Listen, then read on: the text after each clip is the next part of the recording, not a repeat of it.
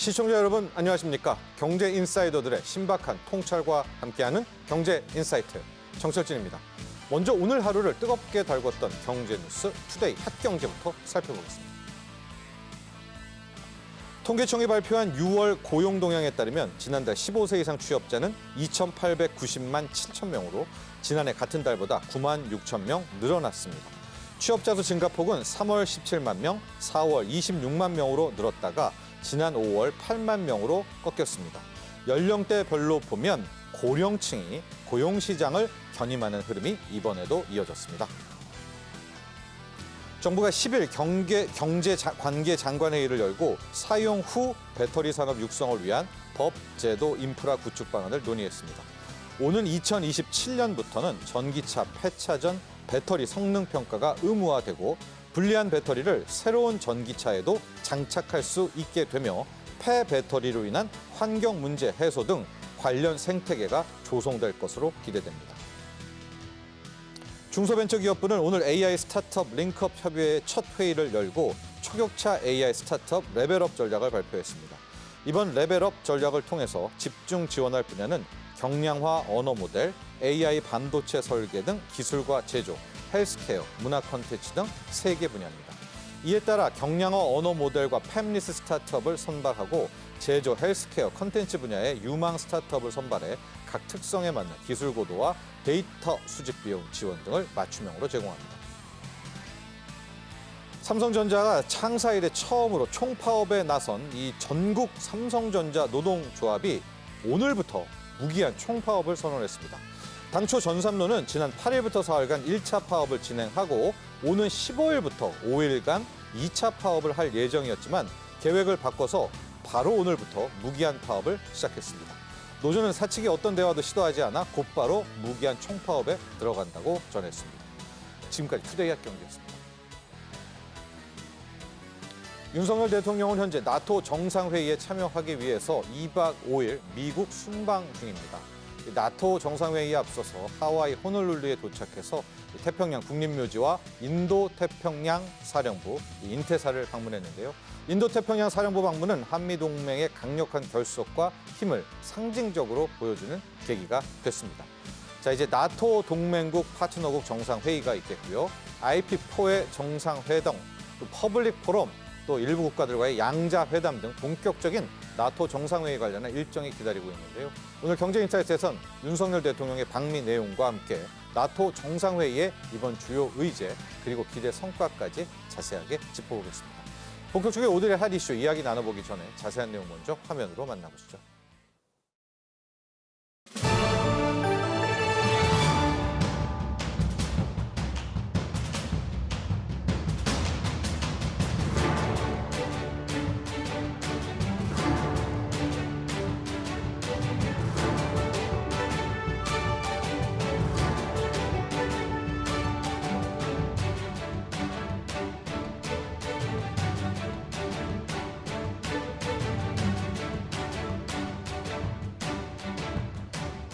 우리 정부는 자유와 인권, 법치의 보편적 가치를 공유하는 나토 회원국 그리고 인태 지역의 파트너 국가들과 협력하여 책임 있는 역할을 해낼 것입니다.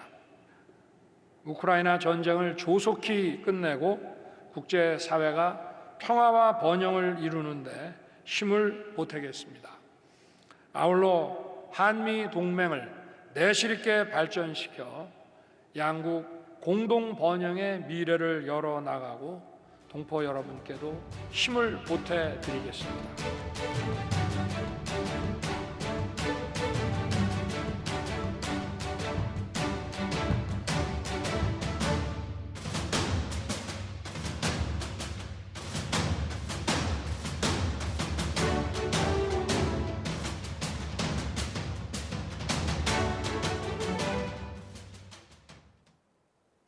오늘의 경제인사이트 두 분의 전문가와 함께합니다. 김열수 한국군사문제연구원 안보전략실장, 차두현 아산정책연구원 수석연구위원 모셨습니다. 안녕하십니까? 네, 안녕하세요. 자, 먼저 우리 차두현 위원과 함께 일단 일정 소화한 게 있고요. 윤석열 대통령 앞으로 남은 일정 등이 네네. 있습니다. 일단 호놀룰루 갔었고 태평양 국립묘지 방문했었고요. 네. 오늘 저녁에는 이제 바이든 대통령이 주재하는 워싱턴 D.C.에서 그렇죠. 네네. 공식 만찬이 있는데 그 동안에 지내왔던 일정들 또 앞으로 남은 일정 전반적으로 한번 총 정리를 네, 부탁드립니다. 이제 일단 그 윤석열 대통령 이제 8일 날 네. 이제 일단 현지에 도착을 했고요. 예. 그 다음에 지금 그 이 8일에 그 이 미국 태평양 네. 국립묘지 네. 헌화를 했고, 그 다음에 9일 날에는 인도 태평양 사령부 방문을 네. 했고요. 인테사 방문이 있었죠. 예, 지금 그 자료에서 나온 대로 이제 네. 그 이 간담회도 가졌고요. 네. 10일 날이 이제 지금 그 나토 정상회의 개최일입니다. 네. 이 10일 날 그 이 나토 정상회의를 가진 이후에도 네. 체코, 스웨덴, 핀란드, 노르웨이 그다음에 죄송합니다. 네. 11일 날이 나토 정상회의고요. 그렇죠. 11일 날 나토 정상회의가 있기 전에 나토 정상회의에 참석한 나토 개별 회원국 네. 지금 체코, 스웨덴, 핀란드, 노르웨이 등 5개 이상의 지금 예정된 거 이게 더 늘어날 수도 양자회담이요. 있어요. 예. 5개 이상의 나토 회원국과 연쇄 양자회담을 가지게 되고요. 네. 그리고 이제 10일 저녁에는 금년이 나토 정상회의 이 개최국이 지금 미국이거든요. 네. 개최국인 미국 조 바이든 대통령이 주최하는 이 친교 만찬에 참석을 하고요. 네.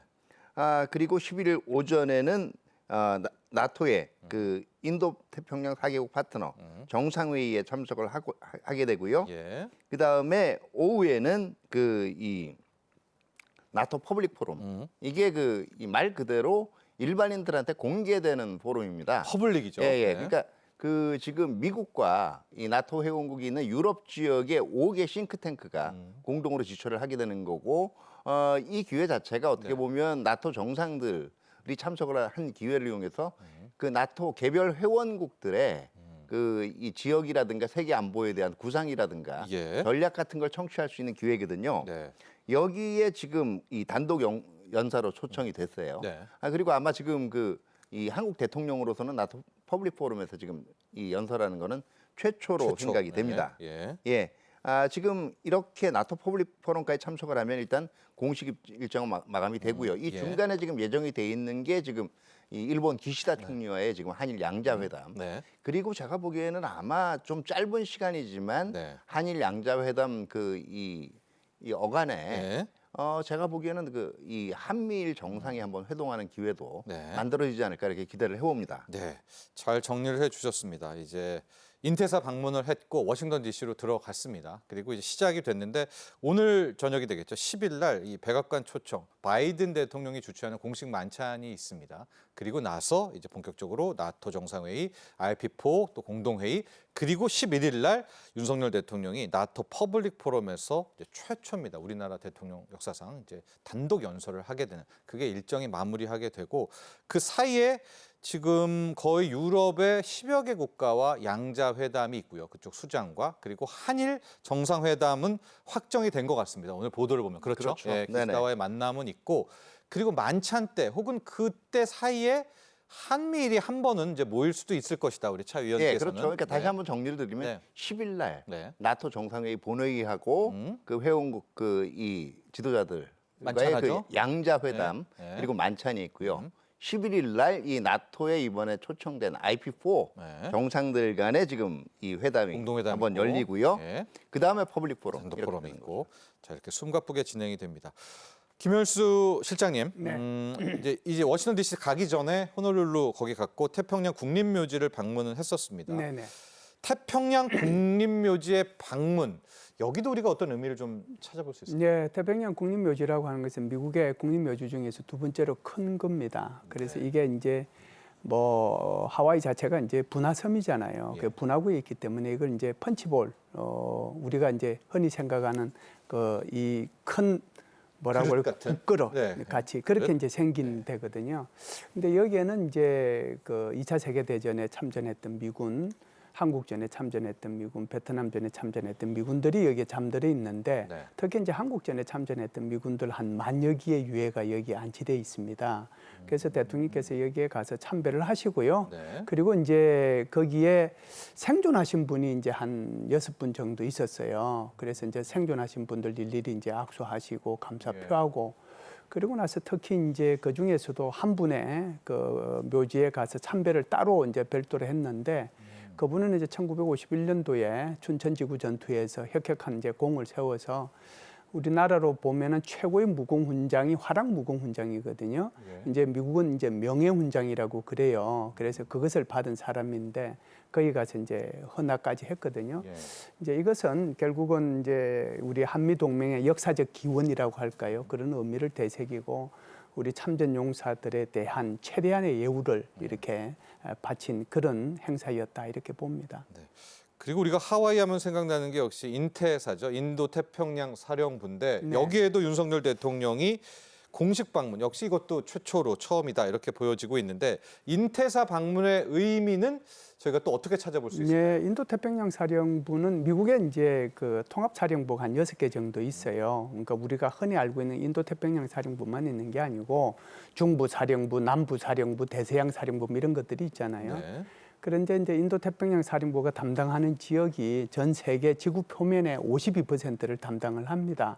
그래서 이제 인도태평양 지역 사령부 예하에 있는 병력들만 하더라도 한 37만 5천 명 정도 되거든요. 예. 이거 어마어마한 거죠. 게다가 이제 인도태평양 사령부는 2017년까지는 그냥 태평양 사령부로 얘기를 하다가요. 2018년도에 그 명칭을 이제 인도양까지 포함을 해서 인도양과 태평양을 아우르는 예. 그런 이제 담당하는 사령부라는 의미에서 인도태평양 사령부로 명칭이 바뀌었거든요. 그래서 이제 인도태평양 사령부에는 엄청난 이제 전략 자산들이 많이 있죠. 그러니까 한국으로 전개되는 전략 자산을 직접 이제 운용하는 곳도 바로 이 인도태평양 사령부라고 볼 수가 있습니다. 그래서 한국 안보하고 직접적으로 연관되는 곳이 바로 이 인도태평양 사령부죠. 네. 그래서 사실상 여기에서 대통령께서 가서 이제 현황 청취하시고 그 앞에 이제 한 200명 정도 인도태평양 사령부 미군 요원들이 거기 있었던 모양입니다. 그 네. 앞에서 아주 짧은 이제 그 스피치, 스킨십도 네, 하고. 스피치 하시고 뭐 아주 굉장히 환호하고 네. 그랬었죠. 대통령께서 지금 저게 현장 모습이죠. 네. 대통령께서도 예. 굉장히 이제 감사를 이제 표하고 그랬었는데요. 사실상 여기를 방문한 것은 뭐 우리 김영삼 대통령이 옛날에 태평양 사령부 있을 때 한번 방문하고 이번에 처음이니까 29년 만에 네. 방문하는 거고 인도 태평양 사령부의 명칭이 바뀌어서는 처음이고. 바꿔서 간 거는 이제 이번이 처음이죠. 어찌됐든 굳건한 한미 동맹의 어떤 결속을 과시한다는 그런 의미가 하나 있고요. 네. 두 번째는 이제 북한의 핵미사일 위협이 계속 이제 고조화되고 있으니까 북한에 대한 경고적 어떤 성격도 있는 거고요. 마지막으로는 이제 북한하고 러시아의 군사 협력이 계속 강화되고 있기 때문에 여기에 대한 경고적 의미도 있다 이렇게 봅니다. 그렇습니다. 최근에 이 북한과 러시아가 너무나도 긴밀히 접촉하고 있기 때문에 아마 윤석열 대통령의 이번 인태사 방문에는 여기에 대해서 좀 암묵적인 그렇죠. 메시지를 좀 전하는 그런 의미도 담겨 있다. 이렇게 분석을 해 주셨습니다. 자, 차두현 의원님, 우리 이번에 윤석열 대통령의 나토 정상회의 방문, 또 나토를 저희가 다루는 거 크게 두 가지 축인 것 같아요. 하나는 나토 정상회의에서 어떤 이야기들, 뭐 그렇죠. 우크라이나 등등 나오는 게 있겠고, 우리 입장에서 네. 우리 지금 윤석열 대통령이 3회 연속 나토 거기에 그렇죠. 참석하게 된단 예, 예. 말입니다. 우리 입장에서의 한번 성과들, 윤석열 대통령이 이번에 가게 되는 의미들, 여기서 얻게 된 무언가에 대한 이야기부터 먼저 해볼까요? 우리 입장이에요. 금년이 나토 창설 75주년의 해란 말이에요. 예. 그러면서 75주년을 맞아서 지금 그 이 나토 측에서 초청한 그 이 IP4 네. 그 인도 태평양 4개국 다개 국가. 그러니까 우리하고 일본, 호주, 뉴질랜드죠. 네.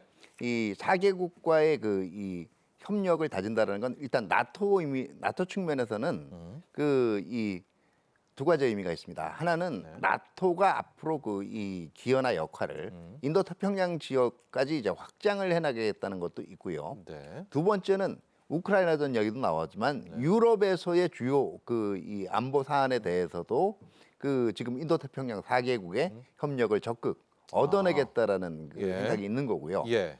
이게 이제 우리 입장에서는 그렇죠. 결과적으로는 이게 얼핏 생각하면 나토가 주로 유럽 담당하는 지역이라고 돼 있기 때문에 이게 무슨 상관이 있냐라고 얘기를 하겠지만 이미 우리 같은 경우에는 나토에서 운영하고 있는 사이버 이 안보 회의에는 지속적으로 참석을 해오고 있었고요. 예.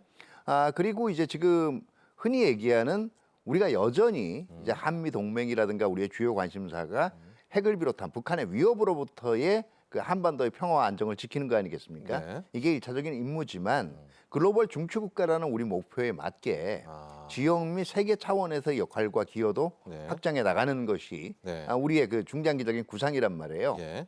그런 면에서 지금 인도 태평양 지역의 이제 그 주요 안보 사안에도 협력을 하겠다는 의지를 밝힌 나토와 네. 또 유럽 지역에서 벌어지는 안보 협력에도 협력을 하겠다는 우리의 그 어떤 협력 의지를 확인해 본다라는 측면도 있는 거고요. 네. 뭐 가장 또 큰 의미라 그러는 것은 역시 한미 동맹의 이 동맹과 관련된 것들이에요. 미국이 최근에 강조를 하는 것 중에 흔히 이제 언론에 나오는 격자무늬 동맹이라고 얘기하지 않습니까? 네. 렉티스 라이크 이제 얼라이언스라는 얘기들을 하는데요. 이게 과거에는 이제 미국의 동맹들 나토를 제외하면 인도 태평양 지역에 있는 동맹들 같은 경우에는 주로 양자 동맹 위주로 구성이 됐었단 말이에요. 예. 이거를 이제 이 소다자 형태로 묶으면서 이제 과거의 동맹들 형태를 보면요. 이 인도 태평양 지역의 미국 동맹들은 허브 앤 스포크 시스템이라 그래가지고요. 자전거 이 동그란 축 네네. 판하고 예. 그다음에 개별 살들이 연결돼 있는 시스템인데 이런 자전거 시스템에서는 이게 허브가 없어져 버리면 예. 그렇죠. 스포크들은 역할을 할 살들은 수가 아무 의미가 없어요. 없겠죠. 근데 예. 이제 격자무늬 동맹이라고 얘기하면 꼭 스포크가 없이도 그 이 직물들 이렇게 보다 보면 서로 연결이 돼 있지 않습니까? 네. 그렇기 때문에 미국의 동맹국들끼리도 서로 협력 태세를 강화를 하게 되면 자연스럽게 미국의 부담이 덜어지면서도 네. 유사시의 탄력성이 더 커지겠죠. 예. 그다음에 이제 이 레티스 라이크 얼라이언스라는 게 격자무늬 동맹이라는 게 우리가 이 옷감이나 이런 걸 보다 보면 한 군데만 연결돼 있는 게 아니잖아요. 여러 군데로 얽혀 있지 않습니까? 예. 그러니까 전통 안보뿐만 아니라 여러 면에서 동시에 연결을 한다는 건데요. 중요한 거는 이 격자에는요. 사실은 중요한 격자에서 우리가 올드를 보면 잘 격자가 무너지지 않게 하는 매듭들이 있어요. 네. 그러니까 각 격자무늬 동맹을 구성을 하는 데 있어서도 각 지역별로 역할별로 어떤 핵심적인 역할을 하는 국가들이 존재를 한다는 겁니다. 예. 나토가 그 핵심 중에 하나고요. 어떻게 보면 나토 회의에 우리가 3년 연속 IP4로 초청을 받았다는 것 자체가 미국이 구성하고 있는 격자무늬 동맹에서 이제 한미 동맹 네. 그리고 한국의 역할이 상당히 이제 높은 기대를 받고 있고 또 우리의 위상도 그만큼 올라갔다는 상징적 의미가 있다라고 볼 수가 있겠죠. 네, 좋습니다. 자, 우리는 왜 나토 정상회의, 뭐 유럽 쪽 회의인데 무슨 의미가 있는가? 윤석열 대통령이 왜 3회 연속 여기를 가는가? 크게 한 3가지 이야기를 해주셨습니다. 첫 번째는 역시 우리가 대한민국이 이제 글로벌 중추국가로 나서는 건 아니겠습니까? 우크라이나 문제, 유럽 문제, 이 세계 평화에도 우리도 한번 나서서 이야기를 하는 그런 측면이 있겠고, 두 번째로 다뤘었던 게 역시 IP4와 나토와의 관계. 우리도 지금 중국, 러시아가 우리와 굉장히 좀 밀접한 또 문제가 있지 않습니까? 네네. 이게 유럽 쪽도 중국, 러시아랑 있기 때문에 이 IP4와 나토가 좀 맞닿아지는 부분들이 있기 때문에 이제 우리 윤석열 대통령이 또 방문해서 또 연설하는 의미가 있고, 세 번째로 말씀해 주셨던 게 격자무늬 동맹. 그동안은 우리가 미국 중심으로 뭉쳤는데 이제 IP4, 나토 이렇게 네. 격자로 묶이면 미국이 잠깐 힘을 못 발휘하더라도 나머지들이 아주 공고하게 뭉치게 되기 때문에 오히려 이런 힘들을 더 가질 수 있겠다. 네, 아마 더더구나 이제 의미들? 격자를 짤 때 네. 우리가 보통은 같은 소재의 실로 짜잖아요. 그렇죠. 이 실이라는 게 여기서 보면 아까 대통령께서 말씀하신 가치들입니다. 예. 가령 얘기하면 자유, 인권, 법치와 같은 네. 이런 공통의 가치들이 지향 가치들이 있거든요. 그렇기 때문에 더 큰 결속을 기대를 할 수가 있는 거죠. 좋습니다.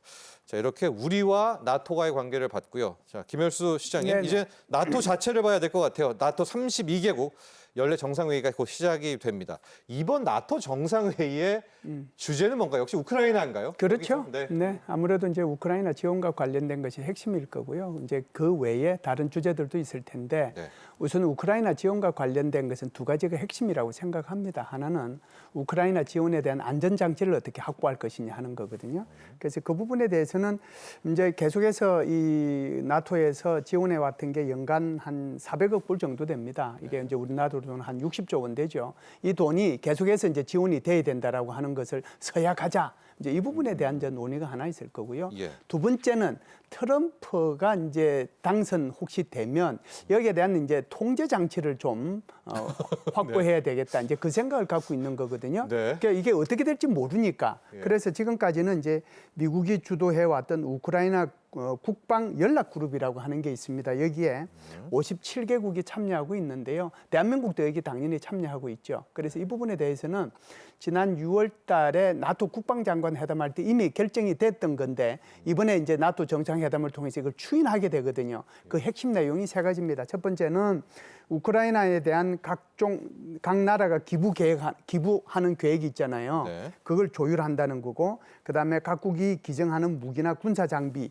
이걸 배송하는 거, 운송해 주는 거, 거기에 대한 이제 담당한다는 거고요. 세 번째는 나토 회원국 내에서 군사 시설에서 이루어지는 우크라이나 장병들 군에 대한 그 교육 훈련 요거 담당한다. 그래서 크게 보면 우크라이나에 대해서는 두 가지가 핵심적으로 아마 논의가 될 거고요. 네. 그 외에는 이제 아무래도 이제 기타 논의되는 것은 러시아와 북한 간의 연계 문제, 그다음에 중국이 관제 문제. 간접적으로 네. 그러니까 러시아를 지원하는 문제, 그리고 이제 어떻게 하면은 나토와 우리 차 박사님께서 말씀하신 것처럼 RP4 우리도 간의 관심사죠. 협력을 어떻게 할 것이냐, 그런 것들이 기타 안건으로 논의되지 않겠는가 이렇게 봅니다. 핵심은 우크라이나, 러시아 문제이고요. 이와 함께 IP4, 우리도 관심이 많은 이 부분과의 연계 문제들 함께 이야기를 해주셨고, 또 트럼프 후보입니다. 현재 트럼프 후보가 대통령이 됐을 경우에, 왜냐하면 트럼프는 이제 나토에서 그렇게 적극적으로 활동을 안 하려고 하고 있지 않습니까? 미국에서. 그렇죠. 이제 그 문제도 알게 모르게 좀 다루지 않겠는가. 그 문제는 저희가 뒤에 또 준비를 해놨습니다. 이렇게 이번 나토 정상회의의 의제들을 살펴봤는데요. 차 의원님, 네. 전날이었겠죠. 나토회의 전날에 지금 대규모 공습입니다. 그렇죠. 예, 러시아가 마치 나토 정상회의를 노린 것처럼 네네. 우크라이나 대규모 공습을 좀 갔는데, 우크라이나 군사 지원 문제 이번에 어떻게 결정이 좀 될까요? 어떻습니까? 네, 이미 이제 대부분들은 이미 국방장관 회의에서 조율들을 지금 하고 있는데요. 왔다. 네.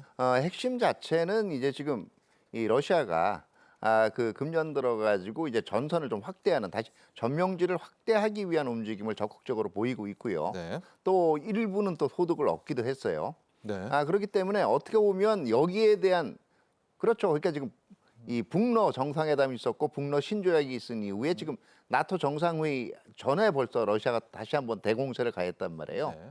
이거는 결과적으로는 나토에 대해서 지원해봐야 소용없을 거다라는 메시지를 던진 거고요.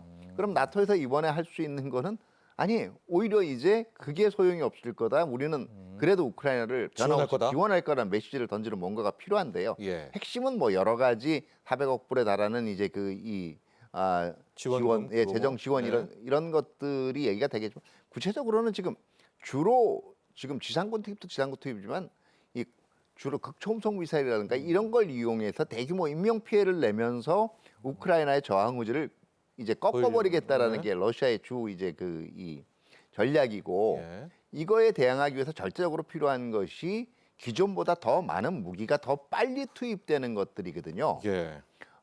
특히 이 대공습을 막아낼 수 있는 대공 무기들. 그 다음에 이제 지금 우크라이나 전역에서 얘기들이 쏟아져 나오고 있는 탄약과 포탄의 부족 문제들. 예. 이 문제들을 해결하기 위한 방안들에 대해서도 다시 한번 이제 이 정상들이 좀 머리를 맞댈 걸로 생각이 됩니다. 네. 이거 먼저 다룰까요? 지금 보면 400억 유로입니다.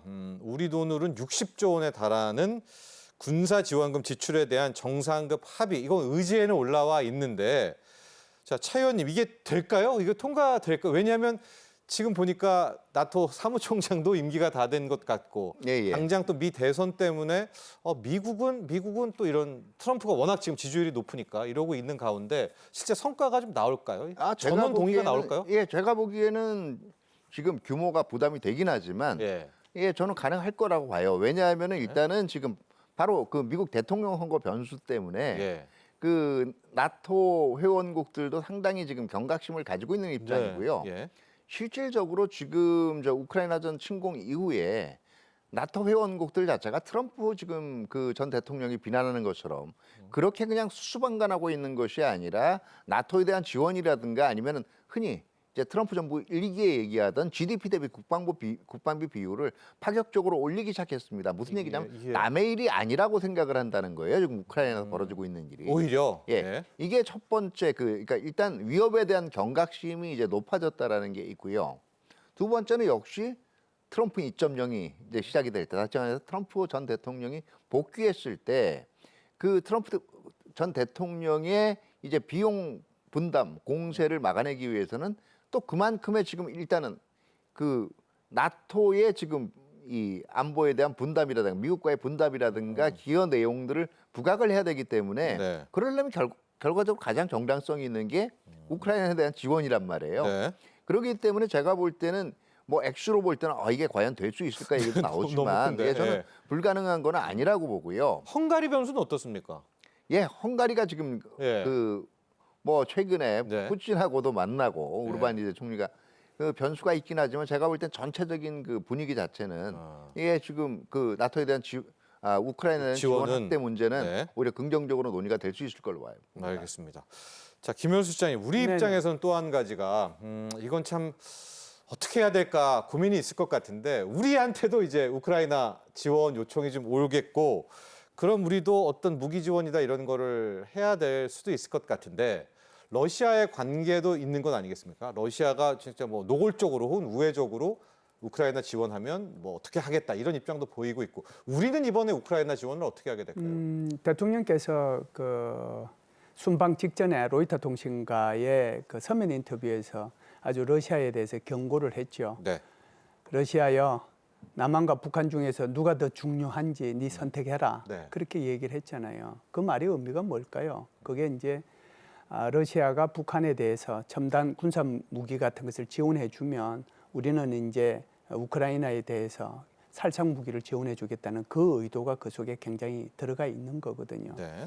그런 한편 적어도 이번에 가서는 살상 무기까지는 아니라고 하더라도 그 전에 우리가 했던 지뢰 제구용 무기를 넘어서서 그보다는 더 진전된 무기를 제공해 줄 수 있다는 것을 암시한 그런 인터뷰였다고 저는 생각을 해요. 예. 그래서 이제 아마 대통령께서 이번에 가시면 아까 이제 차 박사님 말씀하셨지만 뭐 나토 퍼블릭 포럼에서 처음으로 뭐 연사 혼자 하는 거잖아요. 거기에서 말씀을 하실 텐데 거기서 말씀을 하시면은 아무래도 우리가 우크라이나 지원에 대한 어떤 그 강한 의지 이런 걸 표명을 하고 실제로 이런 걸 지원하겠다고 말씀을 또 하셔야 되지 않겠습니까? 예.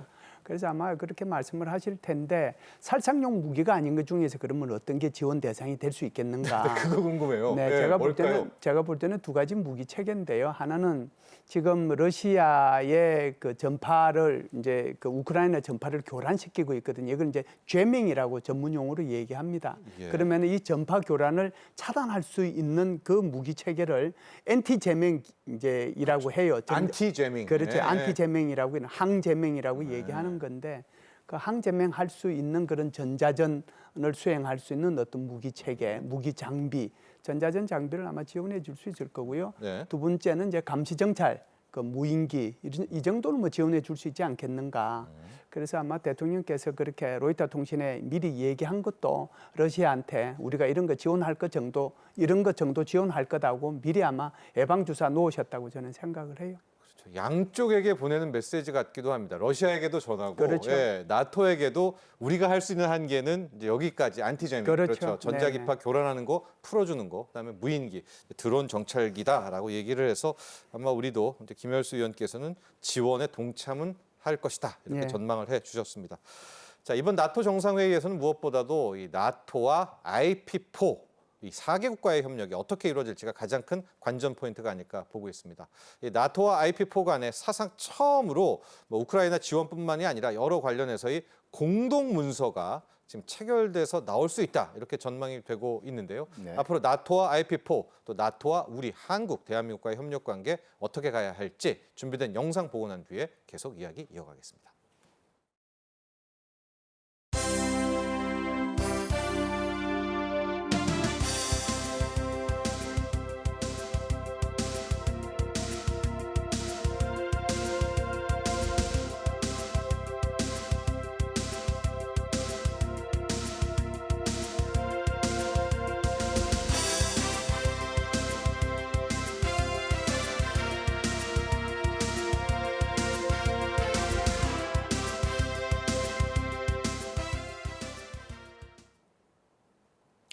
김현수 시장님, 네. 저희 본격적인 이야기에 앞서서 이 IP4에 대해서 뭐 역사와 이걸 정의를 하고 개념 탑재를 하고 가야 될 것 같습니다. 네네. AP4라고 우리가 많이 불렸었는데 이번에는 아예 IP4 이렇게 됐습니다. IP4 인도 태평양 공식 4개국인데요. 네. IP4에 한번 좀 설명 좀 부탁드립니다. 예, 이제 작년까지 하더라도 AP4라고 그랬어요. 아시안 퍼시픽 이제 네 나라, 그러니까 한국, 일본, 호주, 뉴질랜드를 얘기를 했는데요. 올해 들어서는 이제 이게 IP4로 이제 얘기를 하죠. 사실상 나토에서 이 네 나라를 협력 파트너 국가로 이렇게 삼은 것은 2006년도거든요. 굉장히 오래됐는데 그럼에도 불구하고 네 나라의 정상을 나토 정상회담 할 때 이렇게 초청한 적은 없었어요. 그런데 2022년도에 처음으로 초청을 했거든요.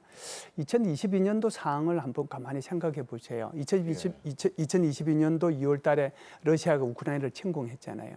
그 전까지만 하더라도 나토 국가들하고 소위 말하는 이제 서방에 있는 그 유럽 국가들하고 러시아하고 관계가 굉장히 좋았습니다. 전략적 파트너로까지 얘기를 했거든요. 그랬죠. 그런데 느닷없이 상임이사국이었던 러시아가 우크라이나를 침공하는 정말 있을 수 없는 일이 이제 벌어진 거잖아요. 그러다 보니까 이제 그 나토 입장에서는 이 전략 문서, 나토의 전략 문서를 12년 만에 개정을 해요. 그러면서 가장 이제 다급하고 위급한 그런 대상으로 위협의 대상으로 이제 이 러시아를 지명을 하거든요. 예. 그러면서 이제 느끼는 거죠. 야, 이게 인도 태평양하고 이 대서양하고의 안보가 분리될 수 있는 건가? 이게 분리되어서는 안 되겠다라는 생각을 하는 거죠. 그래서 그렇다라고 하면 지금까지 파트너로 존재했던 네 국가를 이제 앞으로 파트너라는 말을 빼고 아예 그냥 나토의 그냥 회원의 이해 당사자 아주 좋은 표현을 했습니다. 스테이크홀더 비슷하게 해서 초청을 해서 같이 이 안보 문제를 논의해 보자라고 이제 하는 거거든요.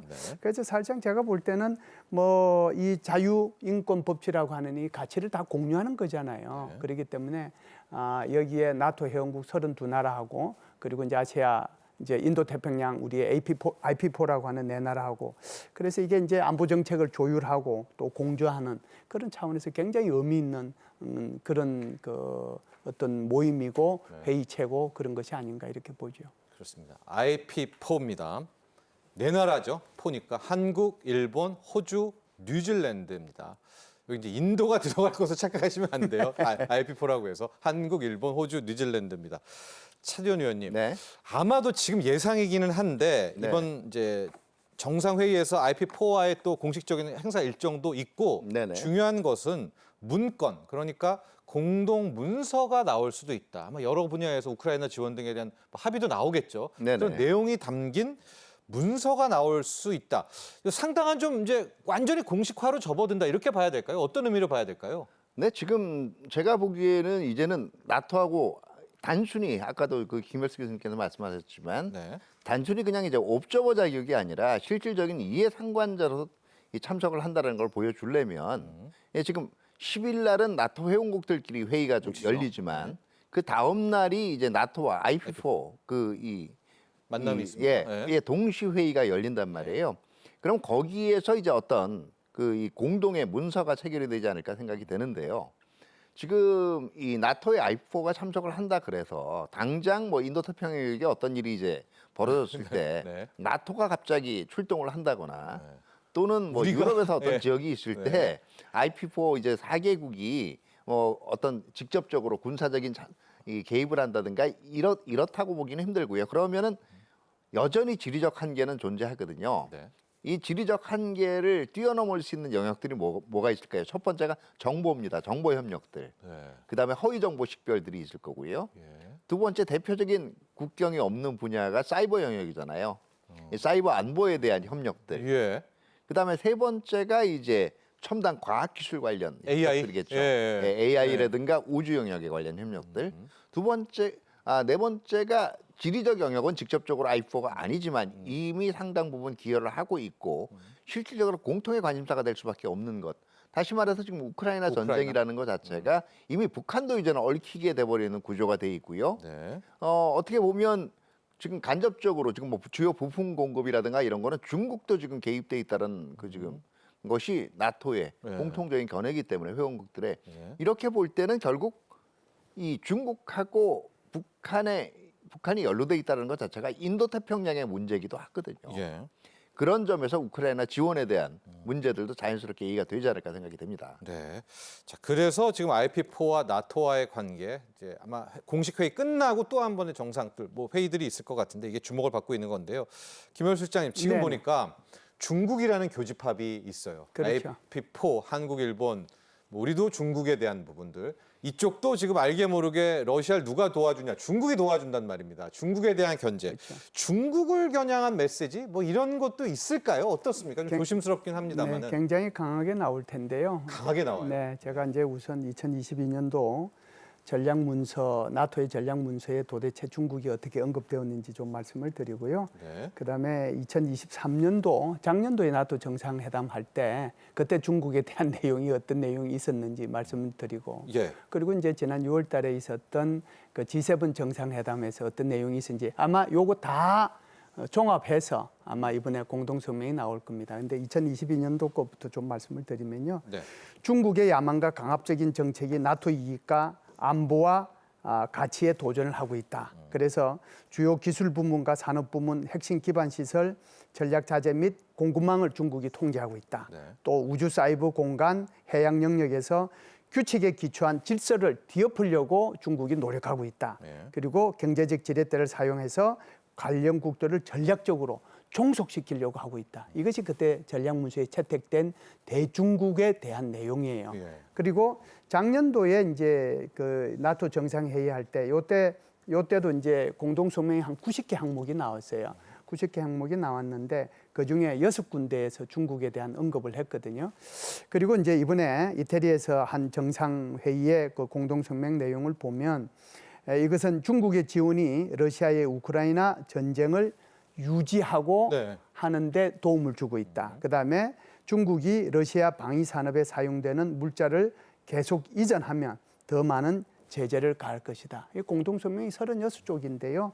이 중에 중국에 대한 언급이 무려 28번 나왔습니다. 네. 그러니까 이런 내용을 보면 아무래도 이제 이 중국에 대한 그 내용들이 이 내용들을 전체적으로 종합한 거. 그러니까 절대로 러시아에 대해서 장비 물자 지원하지 마라. 그랬을 경우에 훨씬 더 제재가 가해질 것이다.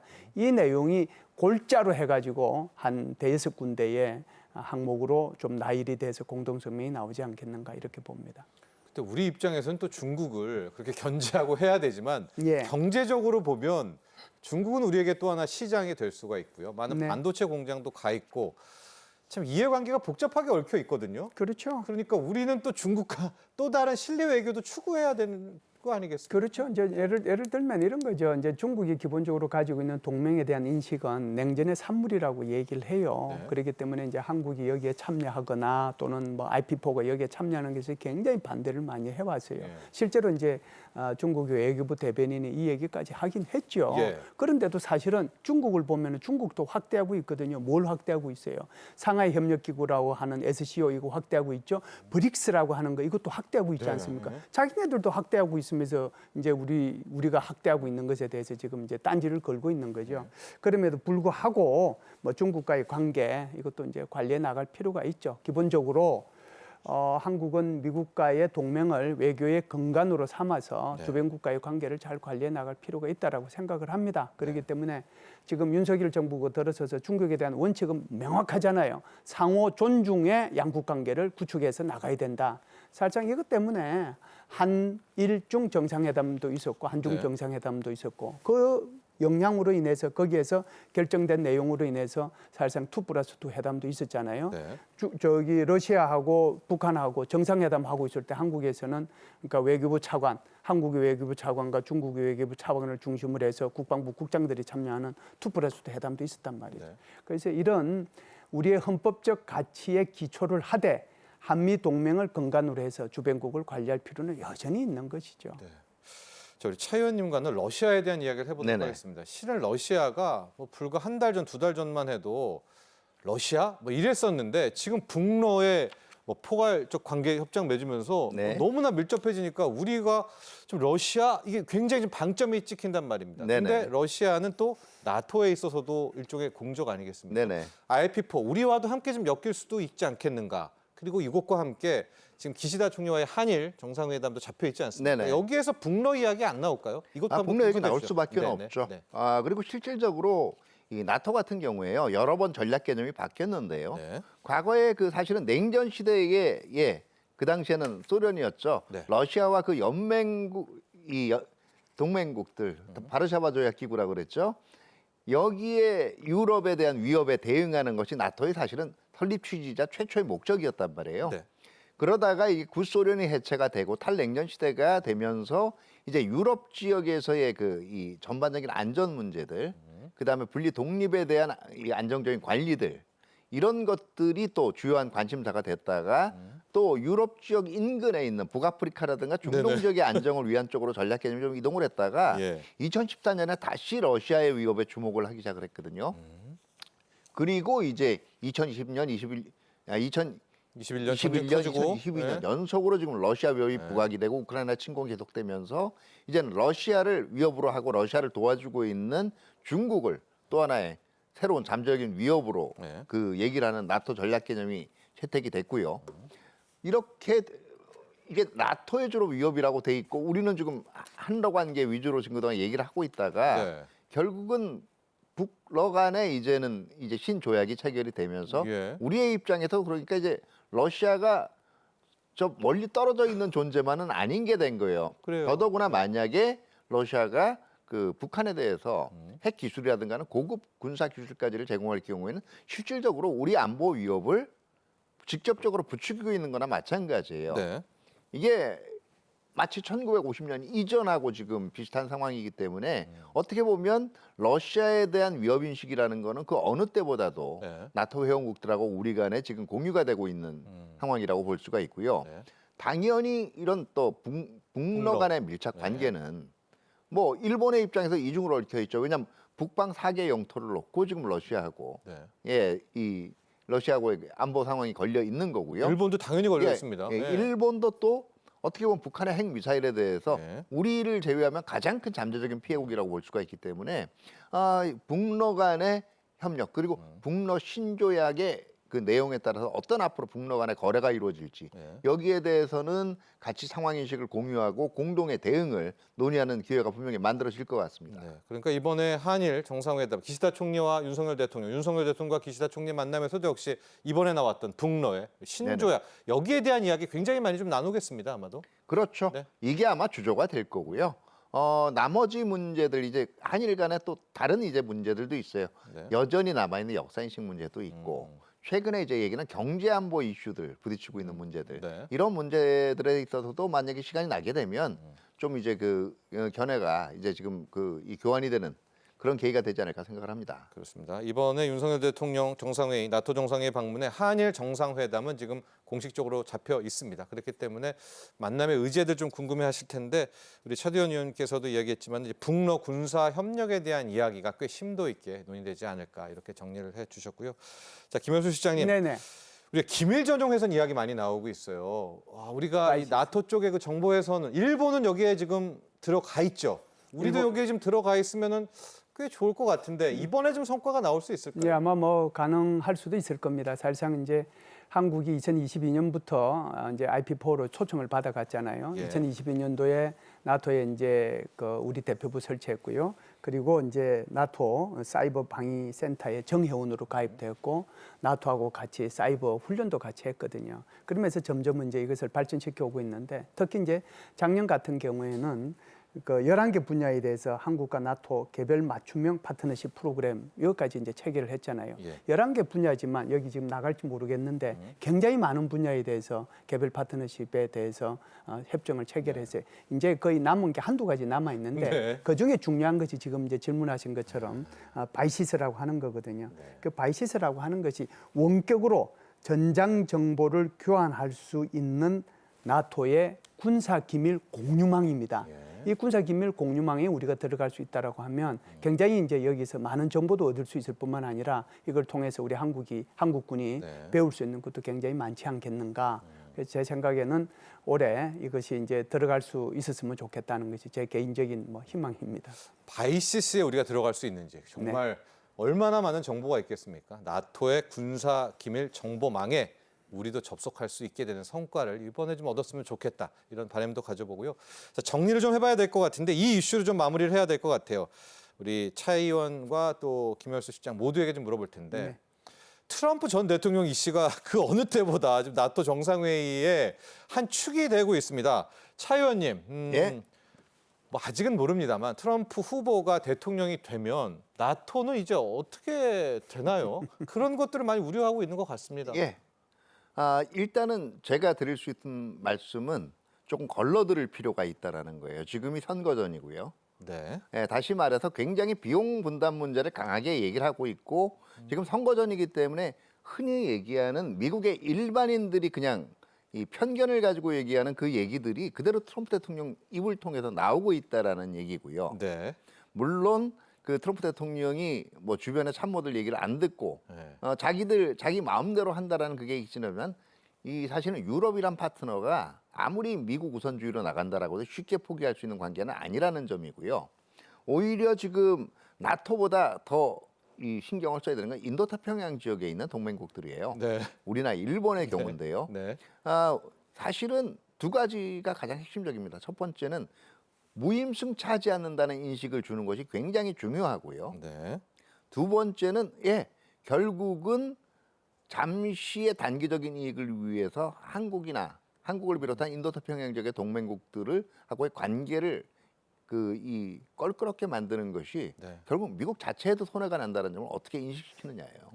그러니까 실제로 정권을 잡을 때 모습은 좀 달라질 수가 있다. 너무 근데 큰 우려는 너무 우려 일변도로만 볼 필요는 없다라는 거예요. 그러니까 오히려 예. 우리가 상당 부분 비용 분담에서 기존보다는 예. 뭐 좀 어떻게 통 크고 떳떳한 모습을 보일 경우에는 얘기는 오히려 더 쉬워질 수도 있어요. 몇 개 사안에서. 알겠습니다. 자, 마지막 질문 이걸로 가겠습니다. 트럼프 후보에 대한 이야기. 트럼프 후보는 계속해서 말하죠. 대가를 치러라. 나토한테도 지금 회원국들한테 얘기하고 우리한테도 이제 계속 그런 얘기를 해왔는데 예.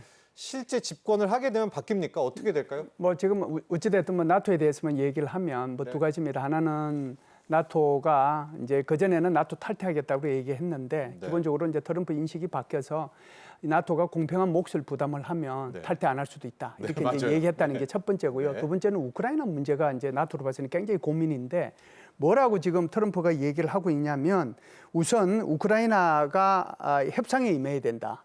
협상에 임해야 내가 우크라이나에 대해서 무기 지원해 주겠다는 게 첫 번째고요. 예. 두 번째는 우크라이나가 나토에 가입하면 안 된다. 이 두 가지 조건이에요. 그렇다라고 하면 나토가 정말 이 트럼프가 대통령이 됐을 때의 이 시나리오들에 대해서 어떤 대비책을 강구해야 될 건가. 우크라이나뿐만 아니라 나토 스스로도 강구해야 되거든요. 여기에 대한 엄청난 고민이 필요할 거다 이렇게 봅니다. 공은 또다시 나토에게로 넘어갈 수가 있다. 이런 얘기도 함께 해주셨습니다. 자, 오늘 함께 해주셨던 두 분의 전문가 여기서 보내드리도록 하겠습니다. 오늘 감사합니다. 감사합니다. 자, 여러분 경제인사이트 오늘 준비된 소식은 여기까지입니다. 2024년은요 전 세계 인구 중 42억 명이 투표를 했던 슈퍼 선거의 해였죠. 그래서 이제 세계적으로 정치가 경제를 뒤흔드는 일명 폴리코노미의 한 해로 불리기도 했었습니다. 특히 트럼프 전 미국 대통령이 재선하면 인플레이션 다시 고개를 들 것이다. 뭐 이런 전망에 미 국채 금리 급등하고 달러와 강세를 나타내는 그런 흐름도 나타났었고요. 유럽 쪽에서는 뭐 결과적으로 그렇게 되지 않았습니다만 이 극우 세력들이 아주 득세를 하면서 금융시장이 불안에 빠지기도 했었습니다. 자, 다음 이 시간 경제인사이트에서는 이제 두 가지 아이템을 다뤄볼 텐데요. 일단은 나토 정상회의의 주요 성과들 총 정리를 해보는 시간과 함께 올해 세계 경제를 움직였던 떨썩이고 아직까지 남아있습니다. 이 폴리코노미에 대한 이야기도 집중적으로 나눠보겠습니다. 오늘도 함께해 주신 시청자 여러분 감사합니다.